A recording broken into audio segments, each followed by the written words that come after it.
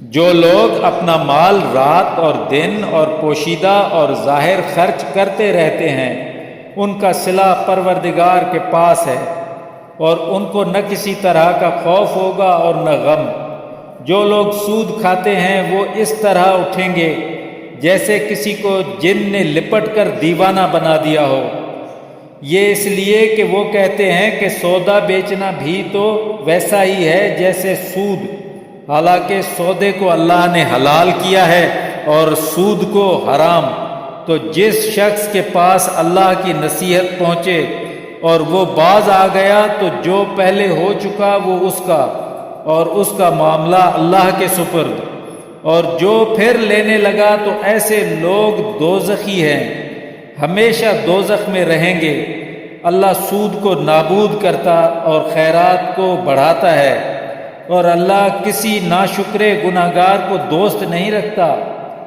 جو لوگ ایمان لائے اور نیک عمل کرتے اور نماز پڑھتے اور زکوٰۃ دیتے رہے ان کو ان کے کاموں کا صلہ اللہ کے ہاں ملے گا، اور ان کو نہ کچھ خوف ہوگا اور نہ وہ غمناک ہوں گے۔ مومنو، اللہ سے ڈرو، اور اگر ایمان رکھتے ہو تو جتنا سود باقی رہ گیا ہے اسے چھوڑ دو۔ اگر ایسا نہ کرو گے تو خبردار ہو جاؤ اللہ اور رسول سے جنگ کرنے کے لیے، اور اگر توبہ کر لو گے تو تم کو اپنے اصلی رقم لینے کا حق ہے، جس میں نہ اوروں کا نقصان اور نہ تمہارا نقصان۔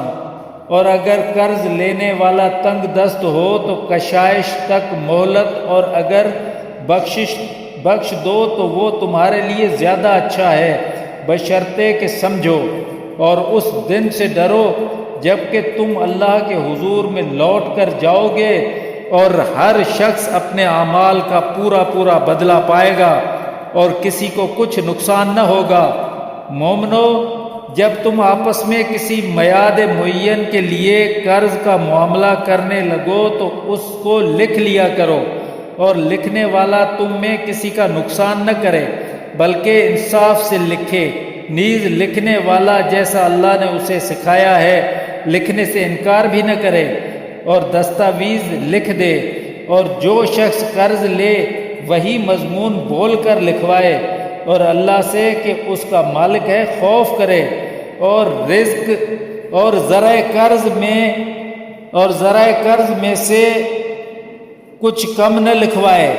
اور اگر قرض لینے والا بے عقل یا ضعیف ہو یا مضمون لکھوانے کی قابلیت نہ رکھتا ہو تو جو اس کا ولی ہو وہ انصاف کے ساتھ مضمون لکھوائے، اور اپنے میں سے 2 مردوں کو گواہ کر لیا کرو، اور اگر 2 مرد نہ ہوں تو 1 مرد اور 2 عورتیں جن کو تم گواہ پسند کرو، کہ اگر ان میں سے ایک بھول جائے گی تو دوسری اسے یاد دلا دے گی۔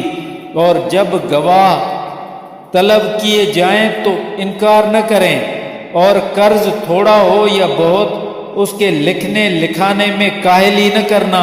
یہ بات اللہ کے نزدیک نہایت قرین انصاف ہے، اور شہادت کے لیے بھی یہ بہت درست طریقہ ہے، اس سے تم کو کسی طرح کا شک و شبہ بھی نہیں پڑے گا۔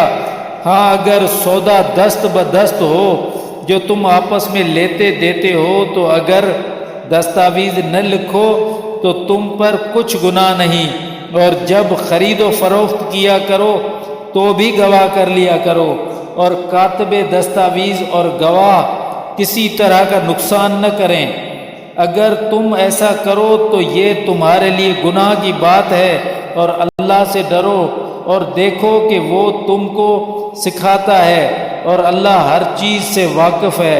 اور اگر تم سفر پر ہو اور لکھنے والا نہ مل سکے تو رہن بقبضہ رکھ کر، اور اگر کوئی کسی کو امین سمجھے تو امانت دار کو چاہیے کہ صاحب امانت کی امانت ادا کر دے، اور اللہ سے جو اس کا پروردگار ہے ڈرے۔